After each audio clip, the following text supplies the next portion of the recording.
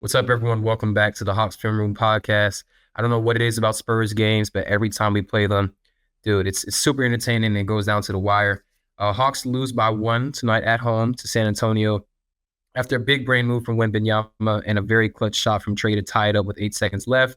Um, Make sure, before we get into it, make sure you like, subscribe, add the podcast on whatever platform.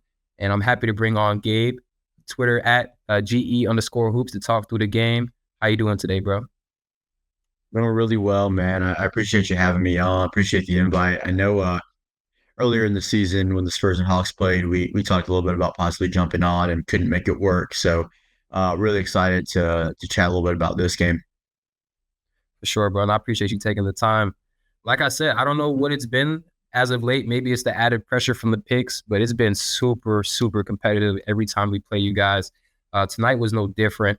Like I said, 1 point margin and a special debut from De'Aaron Fox as well. I'm sure I was wondering, like, what were you thinking in that first half where Trae admittedly was stinking it up? Like, how indicated did you feel? It was like, okay, we got Fox. And then, like I'm just curious, like, what were those feelings like? Yeah, right? There's been a lot of clamoring over the last year and a half, really, from Spurs Twitter and Spurs fans about getting the point guard. Is it going to be Trey? There was the Trey Spurs flirtationship for a little while there, and he seemed like that would, he seemed like he might find his way to San Antonio at some point, and then Fox came into the fold earlier this season, and then that's really where we ended up. So it was pretty funny, and honestly, it's pretty poetic that De'Aaron Fox's debut came against the Hawks and Trae Young. I saw them dapping it up a little bit before the game, but definitely poetic there. And it was, it was good to see for sure. I think Fox and Castle both did a good job on Trey early in the game and made life pretty hard for him. That Snyder adjusted well and didn't try some easier looks in the second half, but I thought Castle and Fox both did a great job on Trey throughout the game, but especially early on. And it was just really fun seeing Fox in the Spurs jersey and then going up against a guy that a lot of Spurs fans, myself included, really were hoping to get at some point or another in Trae Young. Yeah. I mean, it was a tale of two halves from Trey from all means. Like, that was the worst half of basketball I've seen him play this season. Like, statistically, he may have had rougher shooting nights, but in terms of the decision making, missed free throws, it just seemed like he wasn't in, like, he wasn't like completely there. And given that it was a national televised game, given that it was Fox's debut, we needed more. And it was a big reason why the Hawks were down early. And then he showed up in the second half and he put up 23 points on 13 shots, 7 assists, and 3 turnovers. So, completely different player in the second half, and a big reason why the Hawks were able to keep it close. And unfortunately, they weren't able to get it done. But I do want to start off uh, with highlighting Trae, and then I'll pass it over to you to talk about what spur jumped off the page to you. I'm sure it's probably going to be the Aaron Fox or Wemby. But for Trae, it's just like he can be incredibly frustrating at times. And I'll say this is like I'm the biggest Trae advocate. Like, Hawks fans will critique me for not being very objective about him. That first half, the Hawks got within 9, and then Trae himself sparked a 9-0 run for the Spurs. Like, he's throwing the ball away. He's lackadaisical on defense. It was a rough watch, and it's incredibly frustrating. But then you see what makes him so special, right? And I think that in a more solid team context where guys aren't constantly getting hurt, you can see why you can harness that and get to the Eastern Conference Finals and make a deep playoff run, and why he can be a viable player. And I think it's just like sometimes you just need this infrastructure around him to weather the inconsistencies, but the highs are so high that you can weather the lows. And I thought tonight was a pretty big, pretty emblematic of that, like sort of like the quarter to quarter inconsistencies. But I mean, down the stretch, there hasn't been anyone really as good as him. Like, he's got 3 game winners this season. He's leading the league in clutch points. Came up big again tonight. Ultimately, just came down to that a newfound duo in De'Aaron Fox and Victor Wembanyama, who were able to manufacture that open look for him. But I'd love to hear your thoughts on Trey tonight, and then a spur that you'd like to highlight. Trey in the second half was awesome, right? That was a little bit more of the quintessential Trae Young that we see, right? You mentioned the clutch points, the game winners. He just had one the other night in Detroit, Yep. and I mean, honestly, for a second there, I thought he had one tonight as well. But no, Trey's second half was definitely a lot better than the first half. He came along, and you mentioned some of the inconsistencies, and um, I think there's a clear way you probably want to build around Trae Young is, you know, 3-and-D guys who can make their open shots, one or two guys who can, attack closeouts at a pretty high level, and then, some rim rolling bigs, right? And I'm sure you'll probably mention him, but Okongwu had an amazing game. Um, Yep. but yeah, Trey's second half was great, and you saw a lot of the reasons why myself and other Spurs fans wanted him so bad over the last year. Yeah, I think for the Spurs, definitely Fox was the man of the night tonight. Obviously, his debut was quite strong. I think 24 and 13. That 13 assist is actually a career high for him. So being able to do that in his first game now with Wemby with a couple extra shooters, 24, 13, 5 rebounds, 3 steals as well. He was really active. He looked really comfortable out there. He seemed like he was happy to be in a Spurs jersey, which is really nice to see. 2 for 7 from three. He started off shooting in that first half really well. I think he started off 2 for 4, and then I don't think he made one after that in the second half, but had a couple pull ups, had a couple step backs. And I thought it looked good for the most part shooting the ball, but ended up kind of slipping there in the second half. Fox is really a breath of fresh air for the Spurs offense, man. To be able to see someone who just is a blur with the ball, just has that. I mean, De'Aaron Fox is one of the best first steps in the entire NBA, and seeing that for me as a Spurs guy, seeing that after going so long without seeing anything very similar to that at all. I mean, this is, you look at prime Tony Parker with his quickness and able to blow by guys. We haven't seen anything this quick since probably around that time, and so it was just really cool to see his decisiveness and his pace alongside the rest of the guys. It feels like the young guys have been waiting to really be able to get out and run, and Fox is going to, I think, help them do that quite a bit. Yeah, and to your point, honestly, in real time, it didn't feel like 13 assists. I'm not sure why, but Yeah, he he created 10 points for Wemby. So he had 4 of his 13, which was the most of any teammate went to Wembanyama. And I think for a long time, like Victor hasn't had a guy who can like create advantages for him. Of course, Chris Paul was brought in to get him the ball in those spots, but like Wemby still had to establish position or set a pick and roll. But now Fox is coming in and creating for him, which is beautiful to see. And honestly, like as someone who's like a Trae Young fan, I'm jealous to see someone that sort of big man and guard pairing. And I think we saw what Onyeka did tonight, but again, that's not something we consistently see. So I definitely will get to Onyeka, and I think before that though, I want to talk about from your side in terms of the Spurs. Definitely agree with Wemby with Fox getting a shout. I want to go Wemby, but I'll go a little bit deeper there, and I think Vassell had himself a game. Honestly, like 18 shots and a lot of timely shots. I think like especially when Wemby or Fox was off the floor, like he was the focal point of offense. He was able to get to his spots. And it's really interesting to me because I hear the difference in the ways that like Vassell is viewed by the national media versus like someone like Keldon Johnson or someone like that. And I think, at least from my perspective as an outsider looking in, I kind of view him in like that same core in terms of like, okay, this is Castle, Wemby, Vassell is kind of like the three guys that I view him as. So what do you think about Vassell's performance? And do you see him in that same sort of contingent or of those young guys? definitely. I think he's part of the core for sure. There was some hope maybe he'd be like, be able to be a number two. That quickly faded. Uh, I honestly don't think he'll really be a number three, but I think he can be an impactful player as the Spurs get better and start making playoff runs over the years and so on and so forth. I thought tonight he looked good, and I don't have the second spectrum stats or anything like that in front of me, but it seemed like he dribbled the ball less. He was definitely in positions tonight where he didn't have to make as many decisions as he has had to in the past, and I think that really simplified the game for him. Sells at his best when he can really focus on just scoring the basketball. He's a bucket getter. There was some hope maybe he'd be a secondary playmaker type of guy. That really hasn't panned out, and at this point, I don't think it will. But putting him in spots where he can be really off the ball a little bit more, hitting 2, 3 dribble pull ups, not having to do a whole lot of creation, straight line driving.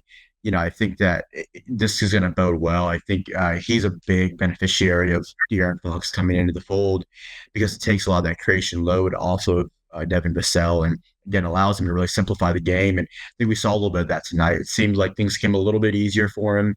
Didn't make all the shots, only 2 for 8 from three, but got good looks. He was able to be a little bit more active on defense. I think he had up 4 steals tonight. So yeah, he looked pretty comfortable out there with the game coming a little bit easier to him, and that's probably who I would have given my shout out to for the Spurs here as well. Is he looked good tonight, and it'll be interesting to see. He probably won't take 18 shots a night going forward, but on nights like tonight, where Wemby is clearly still getting over this sickness that's been bugging him for the last week or so, he's still not 100%. So it's nice whenever Wemby can't be at his 100% to have a guy like Vassell who can come in and shoulder some of the offensive load a little bit. Yeah, definitely agree with that. And I want to talk about some of the play style tendencies from tonight.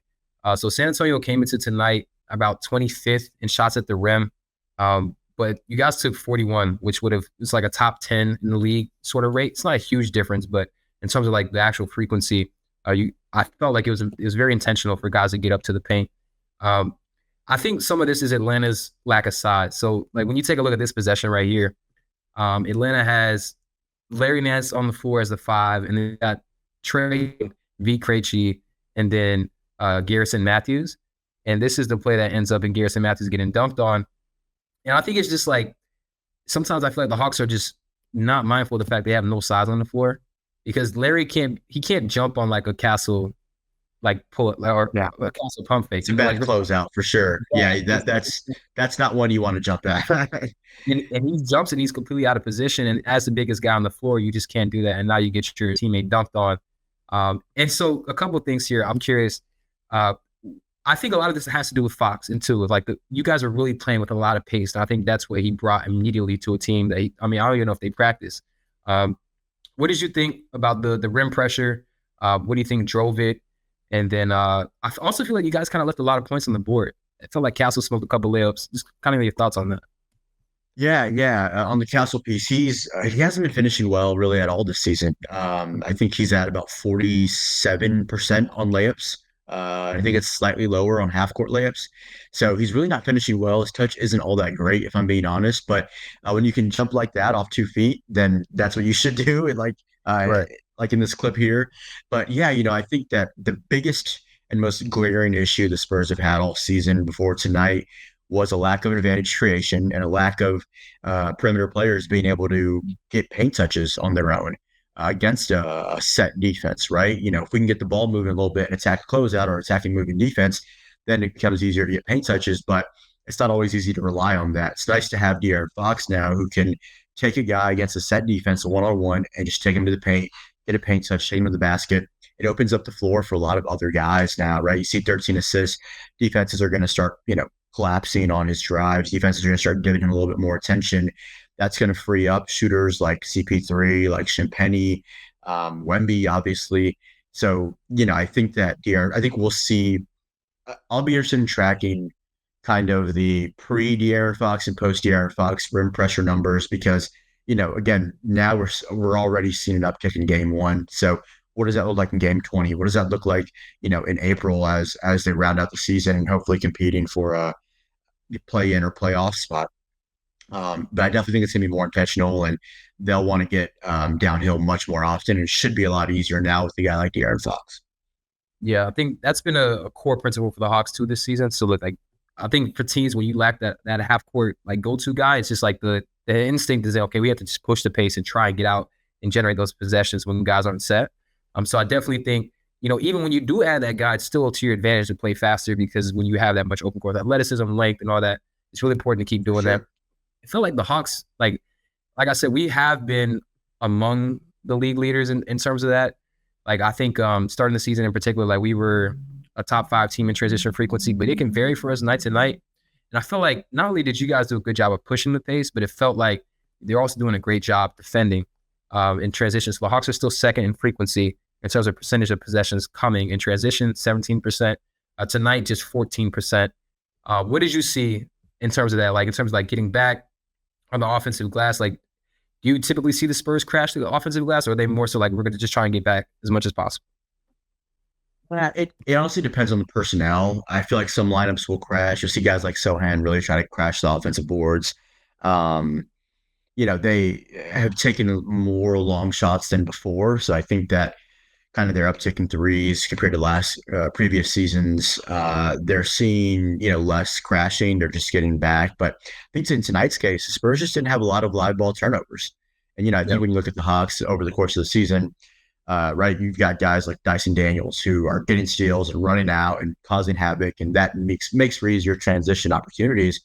And the Spurs just didn't turn it over much tonight. 10 turnovers total. I think only 7 of them were live ball turnovers where the Hawks could get out in transition. So I think they just took care of the ball a lot better, and you know uh, having guys who are be having the game made easier for some of these people. Right, we've seen Vassell have some bad turnover games when he's got to carry the creation load, but Fox came in and had 1 turnover the entire game in 37 minutes. So that is really, really reassuring, and obviously means it's that's a big piece of creation that the Spurs were missing. And tonight it showed. And when you can keep a team like the Hawks and guys like Dyson Daniels from getting out in transition and running, that's a big key, right? Force them to have to run through Trae, or try to get out of Trae's hands, make somebody else try to create an advantage. That's, I think, where the Hawks probably lack is beyond Trae Young. There's not a lot of advantage creators, and make somebody else try to beat you off the dribble. DeAndre Hunter shot it really well tonight. He made some tough ones, but I think if you're playing the Hawks, that's what you want. You want other guys to try to beat you, and doing it in the half court as well. Yeah, we really rely on winning the possession battle in terms of winning games, just because, again, like the lack of offensive help outside of reliable offense outside of Trae, especially with Jalen down. So if you don't turn the ball over against us, and you get to the free throw line as much as us, and you shoot a pretty good percentage from three, chances are that you could probably pull out a win. And here's an example of one of those possessions where Dyson was actually able to get a steal. I don't think anyone's better than him at this. Like, he has such a good way of just acting like he's not paying attention. Like last night's the game against the Pistons, he had a chase down block that's kind of similar, where he just sort of like acted like he was disengaged and then turned on the Jets. But here, like, there's not even any time for anyone to yell. Like, he's already gone and out of the races. So I think the fact that Kelvin, there was he's starting to yell as Dyson's already got the ball. Like he's just starting to yell as it's way too late. It's too late. And it's hard to react that quickly, because he's just so good at understanding when to blitz somebody. But this was rare. Like, I think there was only one other that I can think of that turned into a bucket for the Hawks immediately. So definitely a good job taking care of the ball. And again, that's tough. It's also just in Dyson's case, it's a smart recognition, because Castle has a mismatch on Trae Young there. That's it's a huge size mismatch. And Dyson picked up on that. I mean, I think obviously he probably picked it up before, or as they were getting set, and realizes, okay, well, that's a problem. I know where the entry's going. Let me, go ahead and do my thing there. So, I think even more than just the athletic ability to turn on that quick twitchiness and get out and run, but the recognition piece was clearly obvious for that mismatch. Yeah, very, very good point. And it also kind of plays into two different things that I've been sort of noticing with the Hawks in particular, right? So here you have Trae matched up against Stephon Castle, ends up being a turnover because Dyson comes over. But there also have been like very intentional about trying to scam him, or not scram him out of plays whenever possible, right? So what they'll do is, let's say, I think it was I'm trying to remember who the exact mismatch was on. I think against Wemby. So here's an example. But they've done a really good job actively getting him out of these possessions. So here you're going to see inverted PNR switch, and then he goes and switches with I believe it's Larry Nance. I remember this exact play. Yep. Yeah. So here he bails out of plays so much easier. Yeah. Yeah. So, and it happened multiple times. It's happened multiple times in the night. But his defensive recognition has been so much better. And then the Hawks have been able to cover it up as well. So here Barlow is able to come and defend Wemby and ends up getting the block. They end up calling a foul here on the second one. But it's just like, it's so important that the Hawks can just peel him off in these scenarios, because it insulates them, right? And I think if you can, it is still like a task for a defense to try and like keep in the back of the mind, like, okay, if Trae is going to get switched on, we have to rotate this way, right? Like, it's not the end all be all. It doesn't solve the fact that he's small and exploitable. And so my question to you is, there were times where you guys would put out lineups where it's like CP3 is off the floor, So Trae has to guard someone who's bigger than him. It could have been Champagny, could have been Stephon Castle, guys like that aren't that can easily take advantage of his size, even if they're not primary scorers. So what do you think about like the long, like, I know CP3 right now, he's super valuable for you guys, like settles you down, makes a lot of those plays that keeps you in games. Of course, like he's still a great playmaker. Do you think the vision for the Spurs team long-term is to like sort of cut out any sort of that defensive liability and everyone is just going to be able to toggle between positions? Or do you still somewhat see value in like that true point guard on the floor? Like, I'm just curious how you feel about that. Yeah, and I think for this season, CP3 works, but I do think long term, all signs have pointed to San Antonio wanting to have versatility, switchability. The Sohan draft pick signified Right. that. The Stephon Castle draft pick signified that. Even now, De'Aaron Fox, right? Not a big guard, but he's 6'3". He can guard ones, he can guard two. He led the league in steals last season. He is a quality defender as well, and I think the Spurs are really going to place a premium on one defensive in general, but having that versatility, right? I think if you look at this year's draft, there's a lot of big guards or wings that can switch around, and I think that the Spurs will continue to press on with that. They seem to be very much defense first, almost to a detriment, right? We see these lineups with Stephon Castle and Jeremy Sohan in the same lineup, and the offense is just disgusting, and they can't score and they can't move.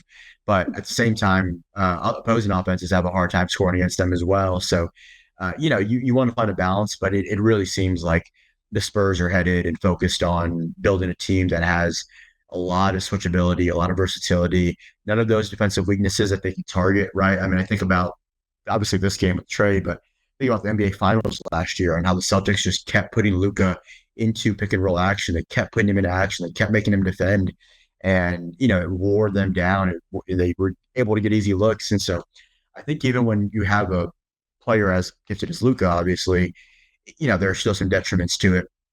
And so I think that's where the Spurs are headed for sure. I don't think there's any justification for what the Mavericks did, right? But if they convince themselves, if somehow they convince themselves that the defensive impact of removing Luka from that system and injecting Anthony Davis was going to propel them to the final or propel them to a championship, I think it's ridiculous to trade away a top 3 player regardless. Like, I don't care what the conditioning is. I don't care about the defensive fallout, whatever it may be. But from a concept perspective, like, removing a liability is going to do a lot for their defensive, actual viability. They have a great defensive roster, right? But I think, at least for my take on this, is like, you can still win a championship with liabilities on the roster. I don't know if you'll be able to do that 5 years from now, because now you're seeing everyone who have point guard skills are now 6'8". And so I look at a team like Boston versus a team like Cleveland, and I'm still worried about what Cleveland can do in the playoffs against them, because even if Darius Garland's going to be super scrappy, even if Donovan Mitchell is going to compete, like, there's only so much you can do when you're giving up 5 inches and 50 pounds. And the defense can only compensate for so much. And so here's an example of that here, right? Especially in transition, this is when it gets really problematic, when you have a mismatch or a guy who can't defend on his own. So Dyson, who, by the way, has grown so much as an offensive player. Chris Paul gets him in transition, and Dyson just attacks and ends up being a foul and an one. And it's in this position, it's really hard for San Antonio to send help. It's in the middle of the floor. The guys are still scrambling. And so this is where I think small guys are even more exploitable in some instances in the half court, because you don't have the defensive switchability around them. And I think that's something that's been in the back of my mind with Trae. And I think for it to work long term, it has to be a very special cast of guys around him. And they're getting closer to that. Like, Dyson is one of one. Like, I fully believe this is the best perimeter defender in the NBA right now. And then if you can figure out what you got at center, I think that could be a big difference maker. Now, I wanted to ask you too, you mentioned the Castle lineups where there was no Fox and there was no CP3. I saw multiple Spurs fans talk about the no PG lineups and how it's frustrating them, because what's the point of trading from Fox if you don't have a true point guard on the floor? You guys actually, I think it was just 4 minutes in the first, and you actually were I think a +5 in those minutes. But a lot of that's because the lineup you guys were facing was garbage. Like, that's the same lineup I'm talking about with Larry Nance, V, Garrison Matthews. Like, they can't guard anybody, right? But in those moments, I was impressed by Castle's passing. So I'm going to pull up one of those clips. But what do you think? Like, do you think that's nice, right? Like, do you ever want to see Castle running? I know it's good for his development, but like, as you guys are making this play-in, playoff push, would you like to see those types of minutes, or would you prefer to have one of CP3 or Castle on the floor. I mean, a CP3 or Fox on the floor at all times. Yeah, I think it'd be nice to be able to get away with some Castle point guard minutes here and there. Ideally you deploy those, when we're playing the Jazz or playing the Wizards or playing a bottom feeder, and we can get away with a few more of those minutes. But I think in, highly contested games against teams that are, around as good as we are or better, I think we really need to cut those out. He's not a great decision maker yet. He had some really nice passes, not a couple good skips. I think this is what the screen reject and live dribble skip. Or no, he takes the screen, but there we go. Yeah, there's the skip. Um, yeah, he laid a couple of really good ones. I think that he's making a lot of the basic reads. Some people are really out on him being a point guard. I don't think it's likely, but I do think there's a possibility there, right? You see these things like this. He's kind of a natural driver, knows how to use his strength and getting downhill and his size. I think that there is some equity for him to possibly be a point guard, at least maybe in spurts, and kind of be able to get by with that in his long term projection. Again, I don't think he's ever going to be a true kind of primary initiator or true point guard, however you want to phrase that. But I think he's going to be able. I think we'll be able to be passable with him in those or in that role for a few minutes. And this is just a rough one to give up for Atlanta. You've got Sohan, who's a non-shooter.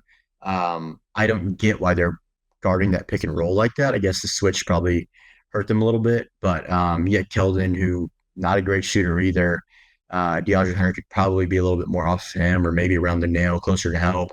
But yeah, Stephon Castle's doing the easy ones, and that's where you got to start, right? You can't make the advanced reads, so you make the easy reads. And I think Stephon Castle's just been done a really good job for most of the season making the easy reads. Even though this is a skip, it's getting pretty straightforward. Hunter is a little bit out of position, and there's kind of a clear path there, but he's showing some flashes, and I think that there is some point guard equity. As we go for the playoff push, I think we probably got to limit it for the rest of the season because we really every minute counts, every possession counts from here on out. The West is stacked now. Jimmy Butler's on the Warriors, and it's high comp, and so we really have to value every lineup that we roll out for the season. Yeah, I think honestly, he might have actually, this might have been a bit of a misdirection pass here. I think he's looking at Kelda when he throws this. So I was kind of, when I heard that he wanted, like he was very insistent on playing point guard, I was a little bit worried because that's not what I viewed him as. But I think if you're talking about a combo guard with point guard skills, then you have something that I think is really, really special. Where do you think where would you evaluate him? I know some Spurs fans are like, oh, that's an all-star, like he's untouchable. I know I've seen you say that you don't necessarily view him as untouchable. Like he's not going to be someone that you would have let a Fox deal. So I guess where on that spectrum do you view him? Yeah, I think he's going to be a good rotation player in the NBA. Castle's a weird subject right now. He's a hard evaluation because it is clear to see how he impacts the game at times, but at the same time, he doesn't shoot it well. He doesn't have any good shooting priors from college, from high school, from AAU. There's truthfully, there's no data to make you believe that he's ever going to be a good shooter. You're kind of just going off of the whim and the hope that he, evolves and that he has a great work ethic, which by all accounts he does. But there's no data that points to Castle ever being an even average shooter for a guard. You look at his finishing numbers, they've been a little rocky in his past as well. Right. You look at layup finishing numbers, and that's a good indicator for touch. And those haven't always been particularly great. As I mentioned earlier, they're not great this year. He's finishing less than 48% of his layups and less than 47% in the half court. So he's not particularly good finisher, not particularly good shooter, but it's still clear to see he impacts the game nonetheless, and it's almost impressive in a way. Right, sometimes he's dead weight out there for sure. Even there are nights where he'll have a good 14-point game, but the counting stats look decent, but he just didn't move the needle at all while he was in the lineup. So he's a rookie guard. I don't want to be too hard on him. I think that he's going to be a good, solid rotation player, but I think at least one of these three things has to really make a notable jump for him to really, really be an impactful player. And that's, again, out of that playmaking piece. Is his handle going to tighten up a little bit? And is he going to be able to create for others like that skip that we just showed? Is that going to become a consistent and more elite part of his game? If he does, well, then maybe he's just a big point guard that's a driver slasher. If that doesn't develop, or it'd also be nice to see obviously the shooting. That to me feels like the least likely to develop is his shooting. I don't really ever see him being a viable pull-up shooter, which, as you know, as a point guard, right, you got to be able to get downhill off screens and pull up if they're going to play you and drop. And I don't see that. The pull-up shooting has been really bad this year. The catch and shoot shooting has also been bad. But I think there's a chance he can be serviceable off the catch in the future. But the off the dribble stuff really worries me. And so that worries me for the point guard projection as well. And the finishing, I think we've seen players improve finishing in the league. I mean, on the Spurs specifically, Jeremy Sohan was below 50% on his layups last year, and now he's, I think, right around 60. So obviously, there's a lot of context that has impacted that. He was doing a lot of driving himself last year, and now he gets to focus on just being a play finisher. So the game's been simplified for him. But Castle can't really be a play finisher like that. Castle's 6'5". It's easier to make that role adjustment when you're 6'8", like Sohan. Castle's got to be on the perimeter, and so he's got to be able to be a better finisher off of his own drives. So that's really the next step for him. I think if that playmaking can increase a little bit, continue to be consistent, and the finishing can come along a little bit, we could probably get away with the lack of shooting and the inconsistent shooting. But I think one of those three things has to mightily improve. Ideally, you see two improve. But the defense is there, and that's always a good foundation for a young guard who plays hard. Yeah, it's kind of interesting, like how some of the concerns that we have about Reza Shea are a little bit overlapped. But I'll say, like, I think Reza Shea is more fluid around the rim, and it's kind of interesting because Castle has real burst off the floor if he goes off 2 feet, but he doesn't feel. At least when I watch him, it feels like the burst off 1 foot isn't exactly there, which I think is impacting some of the layup stuff. And then I love the decel, but sometimes I think he leans into that too much when he just needs to go up. And I think that's what you'll see with rookies. Like, they figure out, like, how do I approach each situation? They're going to try different things. Like, Reza Shea loves to do a jump stop, and then he's going to spin this way, he's going to pivot back this way, and then he'll go back up and under. And I think it's everything about rookies is seeing the flash. So, like, for Reza Shea in particular, like, same sort of thing. He didn't have a consistent track record shooting the ball. He was very streaky overseas, and he's been streaky with the Hawks. But as they've gotten him better shots, like, he really shouldn't be taking many above the break or corner threes, getting him going off of pin downs. We've seen him up his production and his efficiency. So I think, like, it's really easy to tell people to be patient with rookies, but when you take someone with the number one pick and his shooting is this bad, and people see the national rookie ladders, it can be like, for Hawks fans, they're like, oh man, like we really messed up, right? But I think the only saving grace, I think, for this class in particular is, like, no one's distinguished themselves. So Reza Shea can have these runs. It's a bad class. Yeah. And I do think there's guys like, for example, I think Topic, or I think Modest Buzelis, where they get more minutes. I think those guys can kind of save the rep a little bit. But I mean, there was no consensus for a reason, right? Like, it's not. And people will say, like, oh, we got the pick in between Flag and Wemby. I mean, you got to take what you got to get, man. Like, it's really hard not to compare. I definitely get it. But at the end of the day, you had your choice, and in a lottery that no one really knew what was going to be the consensus. But I'm still optimistic about him. I think the biggest thing is just continue to get him reps. I don't really know. I kind of feel like sometimes they have him on a minutes restriction because when I mentioned the whole point about playing Larry Nance and them in the fourth quarter, the Hawks also closed this game with Vit Krejci on the floor. And that's not always a terrible idea, but the reason why I think it was problematic in tonight's game is you guys are just kind of too big. So they played 6 minutes with Onyeka, Trae, DeAndre Hunter, Dyson Daniels, and Vit on the floor. And they actually played decently well. Like, it's a 16-10 spurt during that time. But in general, throughout these last couple of games, and as Vit Krejci's got him more run, he just doesn't have enough weight to hold up against guys like a Stephon Castle or anyone who's coming at him downhill. But with all that being said, I do want to give Onyeka Okongwu some praise. He's someone that I think, like, it's been tough for Hawks fans to figure out, like, hey, can this guy really be our center in the future? And it's some of that is that same concern that people have with Trae, right? You need to have size around him. You need to have defensive versatility. Has to be first and foremost. But when he's doing things like this offensively, this is going to be he's operating as a hub here, just reading.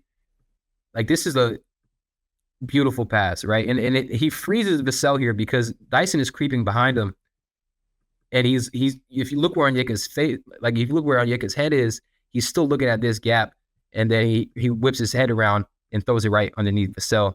And it's really special for the Hawks to have someone like this because I mean, there's just no semblance of this anywhere on the roster. Like no one else can do this. Clint Capella definitely can't. And so I think when Onyeka can play big, and he played big around the rim tonight, he finished with 30. But at the same time, and I know for like, and I ask you this question because I think a lot of Hawks fans see him not guarding Wembanyama, right? So we see DeAndre Hunter guarding Wembanyama. When I watched Wemby in the Olympics, a lot of teams will often put Dylan Brooks. Dylan Brooks did a good job against him. You'll see teams from time to time put a wing on him because he's not necessarily the type of guy. He will shoot over you, but he's not necessarily the type of guy to take advantage of you physically, right? So 2 questions. How often do you see him guarded by wings? Because I can only really think of Houston, but maybe I've missed other instances. And do you think it's somewhat problematic that, and to an extent, Wemby's unguardable, do you think it's somewhat problematic that we can't really put Onyeka against Wemby in a matchup like this? Yeah, it happens pretty often. Sometimes it's just spurts. Sometimes team will just throw something at him and it'll be a wing. Um, Other times it'll be more full time, right? Like the Rockets and Dylan Brooks. But yeah, I mean, I think ideally Wemby does need to put on strength. There was a lot of debate about that when he first came into the league. And yeah, I think that's the case. He's got to get a little bit stronger. It'd be nice if it's crazy to say this about a 7'4" guy, but it'd be nice if his bag got a little bit deeper, right? Hey, if you're going to be off the dribble a little bit more, let's tighten up Yeah. your handle. Let's tool up that arsenal. Um, even that late game. It was the final free throws where he went up and I believe it was Okongwu that blocked him and fouled him. Yep. Like, yeah, it was a foul, but it would also be great to see Wemby go right through that and just dunk all over him and get the foul. Mm-hmm. And so, you want him to be able to have that level of physicality where he can take advantage of that 6'8" wing that is going to be guarding him, right? The Spurs play the Celtics on national TV next week. I guarantee we're going to see Jaylen Brown on Victor Wembanyama. I guarantee we'll see a little bit of Jason Tatum on Victor Wembanyama. It won't Right. just be Porzingis. And so, it'd be nice to see Wemby develop that piece. I think that you're right. He is a little bit unguardable. I think for bigs, it's going to vary team by team. Honestly, if I were defending Wemby, I would try to get away with putting a wing on him because if you can stick a strong wing on Wemby and have your 5, have your shot blocker roaming on the weak side, I think Exactly. that's the ideal way to do it. If you can, right? If you right in this case, just like this, you've got Hunter guarding him at the elbow, you've got Okongwu on the weak side. Hypothetically, I don't know off the top of my head. Oh, this is the block that I talked about. Yeah, so Wemby goes down middle, drives, Okongwu's there, and Wemby's a hard guy to block, but it's a foul here. This is one where, right, look at that. Wemby should finish this. In my opinion, Wemby should be able to finish this, even with the Mm-hmm. foul. I don't care how much that left hand is up there. It does not matter. I want to see Wemby be able to finish this in the future. Um, and so, but to me, that is the ideal defensively as well, right? Like you got to live with this. This is, again, Wemby's very hard to guard. You got to live with this. You put your big, strong wing on him, and you let your shot blocker be on the weak side and try to see if you can get some scraps. Yeah. I'll say like my gripe with this play, and I've been begging the Hawks to do this. Just trust Dyson, right? De'Aaron Fox is special. He's special, right? There is no way that this is not going to be problematic. Like, there's no way it's not going to be problematic. Wemby's he's butt naked open, bro. Like, if this pass gets thrown over the top, either you have to, if you're going to blitz, and this is also like frustrating. Reason number 45, I'm frustrated with DeAndre Hunter. If you're going to blitz, right, which is I assume that's what he's doing, it can't be like this. Like the hands Yeah. have to be in the passing lane. He's just walking around, right? And so if you leave Wemby open, this is what happens. And also, like if this is any other normal human, this might be a block. But this is Right, right. the ball is probably 12 feet in the air at this point, right? Tough play. I just would really have liked to see the Hawks trust Dyson here. He's in Do you position think to like, that's a designed blitz? Because honestly, the way Hunter goes out, it doesn't look designed. If it is, it's very poorly executed because Hunter's almost getting in the way of Dyson here. If Fox wanted to keep driving and try to shoot that gap between Trae and the blitz, he probably could have or gotten a foul Yeah. on DeAndre Hunter. Because yeah, I don't love Hunter doing that there either. And I think if it were designed, it probably would have been executed a little bit better. Yeah. It's typically if it's designed to, you would see the player who's blitzing be like, he'd be the one between the baseline and the ball, right? So Hunter would Right, be where like Dyson is not in position for a blitz. So this tells me right, that right, 100%. I think Hunter did this by his own accord. And so this is really frustrating for that. But and I don't think this is like even like this play in particular, like again, like if it's anyone but Wemby, probably a block. I just don't think that you can put your big man in that position and your defense in that position by inadvertently blitzing. And the other thing is too, when Wembenyama had that tip dunk, it was DeAndre Hunter's fault. Like he, and this is like again, I've just been begging guys like just please trust Dyson in these scenarios. I don't, and I think maybe part of a lot of Hawks players are just used to having to help like as much as possible. There's one player on this court like that has to be boxed out, right? Just has to Oh, yeah. be. What is DeAndre like? I don't understand. Like he's gonna go for It's this. late too. It's late. You're not doing anything. You're not. He's not doing anything here except leaving the rim open. And it's just, oh, it's bad. It's definitely bad. And like at this point, Fox has a step, and I understand the intent. Like he does have a step, and honestly, when you look at this in slow motion, he kind of almost got his hand on it, or maybe even Dyson Yeah, got a hand on it. and I I think if you're Hunter, you just step earlier, and even if Fox dishes it out to Wemby, you've still got the inside position, and you're not Yep. giving that up, right? So if you're Hunter and you right, maybe you step right there as Fox is crossing inside the arc, and then you make that step up, then you're 100% blocking Fox out. He's probably not even going to put the shot up. Sure, maybe he dishes it to Wemby, but again, Wemby's got the kind of awkward little 10, 12 footer from the short corner there, and Hunter's got inside position on it, and you maybe live with that. But yeah, this feels, obviously hindsight's 2020 in this case, but Hunter, it's a double whammy because Hunter doesn't really get a good contest on Fox. And at the same time, he's now leaving that lane open for Wemby to go and do that. Yeah, it's unfortunate. I just think I don't give him the benefit of the doubt defensively because I've seen it so often where he's out of position. Yeah. He needs blitz. So it's like I just don't think he processes it quick. He processes it quick enough, and he doesn't know where to be. Um, and that's one of the issues where I think they're going to explore some offers for him. I don't know if he'll get traded or not. We'll see. I want to ask you a couple a Hawk specific question because I'm curious, like how obvious is it like our biggest flaw? So like from what you saw tonight, what do you think our biggest flaw as a team is? In my estimation, it would just be the lack of a secondary creator. And that's probably tonight's version because I think when you have Jalen Johnson, some of that is certainly remedied, right? I'm very high on Jalen Johnson. I think he's a great player. And I also think he's a great co-star for Trae Young specifically. But I think when a guy like him is out, one, I also don't think the Hawks are very deep in general. I think that the bench is pretty short. I think ideally you probably don't want to be giving Veet, a lot of those minutes as much as he's getting, Garrison Matthews as much as he's getting. Right, these guys can be liabilities defensively at times, and the offense is still inconsistent as well. Even Don Barlow, he shows flashes every now and then, but not kind of the ideal guy. So I think depth hurts and it puts a bigger strain on the guys who have to play. But I think right now, missing that secondary creator, somebody else who can take some sort of load off of Trae Young is really hurting. And I think that's where they should lean on Okongwu there because, yeah, he's not really a secondary creator per se, but you can use him as a hub, right? You can use him as a hub, maybe run some split action for Trae and DeAndre Hunter, Trae and another shooter or slasher, and have defenses really confused about where they should go, right? You think about the Warriors in their prime, they killed guys with just Draymond at the elbow with the ball and Clay and Steph running basic split action. Right, run that with Congo can make those passes. Congo can make those reads. Run that with Trae and Hunter or Trae and whoever might be hot at the time. Right, get Reshaped in there, get Dyson going downhill. But run those split actions and allow Trae to really focus a little bit more on shooting. But I think just trying to get creative without that secondary creator is probably the biggest gap that I see, and from what I've seen in my limited Hawks watching, especially without Jalen Johnson. Yeah, I definitely agree with all that. And a lot of it, like to your point, isn't coming out of these.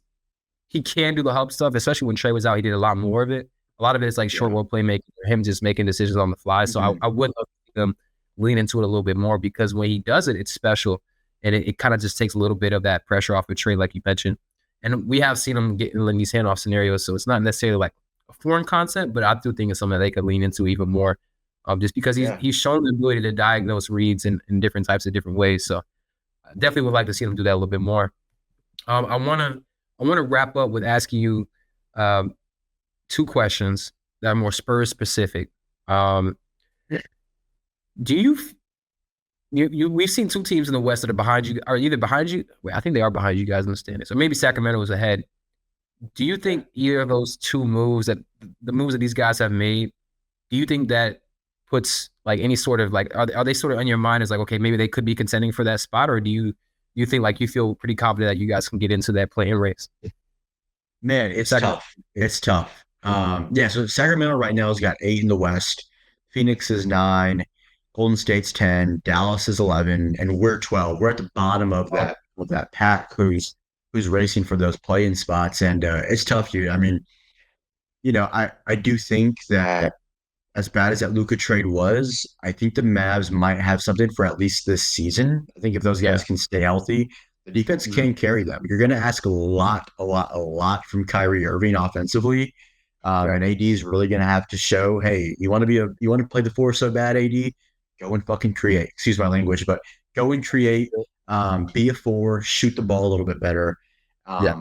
So they're going to ask a lot from those guys that can go awry, but they will have a good defense. I don't think there's any question about that. They added Caleb Martin as well. They're going to have a good defense for the rest of the season. So that's one thing. The Warriors just got, I think, better today. I don't know if it's enough. Yeah, we'll see how Jimmy Butler meshes with a guy like Draymond. I think stylistically, Jimmy Butler is probably not like the cleanest fit in Golden State.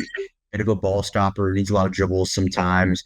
I like Jimmy Butler as a player, but the Warriors are much about passing, kind of the Spurs basketball of old, right? Moving the ball a lot, running around a lot off the ball. Again, Jimmy can be a ball stopper at times and not necessarily a super high level creator, but the talent level is there. And they didn't lose anybody super important. Wiggins hadn't been particularly good this year. So I ultimately think they got better, even if not a whole lot. Obviously, the Suns are in a weird spot. They have too much talent to truly count out, though. I think they'll figure it out to an extent. I think the Kings will drop. I know there's been some talk about Monk being the point guard, and he's been successful in those minutes a lot this season. But I think when you're looking at the kind of just that hard hitting, punching power of some of these other duos, right? You're looking at Wemby and Fox, you're looking at Jimmy Butler and Steph, you're looking at KD and Book. Unfortunately, Sabonis and DeRozan just don't really stack up. They're going to be bad defensively, I think, the Kings. And I think teams will begin to exploit that, especially here in the West. So, I really think that it's going to be very tough because Minnesota's at 7 right now too, Mm. and right, it feels like Minnesota's safe. Feels like the Clippers are safe. That top 7 feels safe, and so it's really 5 teams right now vying for 8 through 10. And I do feel confident the Spurs can do it. I think today was a pretty mid Wemby game, and the team as a whole still looked quite good. And Yeah. so, getting a win on the road with a big new piece, you know, that can go awry pretty quickly. And so I think as Wemby gets healthier and that chemistry gets better, I think that they'll only continue to look better. I think 2 of our next 3 games are um, I know one's in Charlotte, one's in Orlando, and then Washington. So, right, if we can win 2 of those 3, maybe 3 of those 3 before going to Boston, we're on the right track there. So, yeah, I feel pretty good about it, but it's not going to be easy, man. That the West is stacked. Yeah, I didn't even realize Dallas was out of the play-in right now. It's It's gonna be crazy, man. it's gonna be a movie for sure. I really hope Sacramento makes it just for the sake because we have their pick. And I honestly think that Golden State, considering what they gave up, I think Jimmy is a little bit better of a fit offensively than you may think. From what I've especially when I watched him play, it's just like he's actually pretty good at the read and react stuff. But I do agree he can sometimes like hijack the offense for sure. So it'll be interesting to see. I think the defense with him and Draymond could be really high level. We'll see what they put Be around him. I fun. still think like honestly, I think D'Anthony Melton tearing his ACL was a huge blow in the coffin for them because obviously not a huge consequential piece, but now they had to put in Buddy Hield, who hot and cold player, can't really defend. So Doesn't I defend. think that was a loss for them. So I think Golden I State. agree. I would like to see Golden State finish outside of the play-in. Personally, I would prefer to see either you guys plus the Mavs or you guys plus the Kings, or it may be. But I'll definitely be keeping tabs on that. And then I got just one more question for you. Like, what do you think? What moves would you like to see down the line? Like now that you got Fox, you got Wemby, you got Vassell, you got Castle. Like, what's the next move like down the line that you think needs to take this team to the next level? Yep. The two biggest things are a high level 3-and-D guy, ideally, and definitely a backup big, right? I think Okongwu, I mean, truly I mean, he played well when Wemby was on the court, but you look at tonight when Wemby was off the floor and they had those Sohan at the 5 minutes. I mean, Okongwu 8, even Nance looked good in those minutes. That really is a big issue right now. So I think in the immediacy, realistically, we're not going to find the high level 3-and-D guy. Cam Johnson is on the market. I don't think the Spurs are going to get involved there by tomorrow or, by the time the trade deadline wraps up. So realistically, right, we need to get a backup big, though. We definitely can't continue the season on like this. Go sign Mo Bamba. He'll be an upgrade from Zach Collins. He'll be an upgrade from Charles Bassey. He's on the market right now. Go sign him for the rest of the year.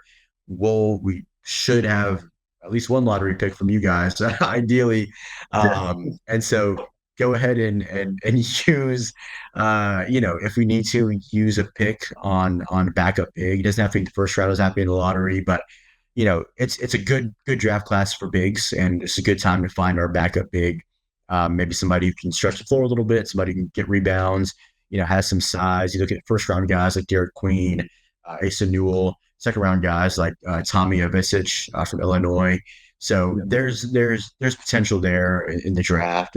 That's my hope, is just sign Bamba for the rest of the year, rent him out, give him some minutes as our backup five, and go and draft one this summer. And then maybe this summer we free agents that I know are on the market that I think would be great in San Antonio. A guy like Nikhil Alexander-Walker, be an Yeah. awesome kind of 3-and-D type of wing.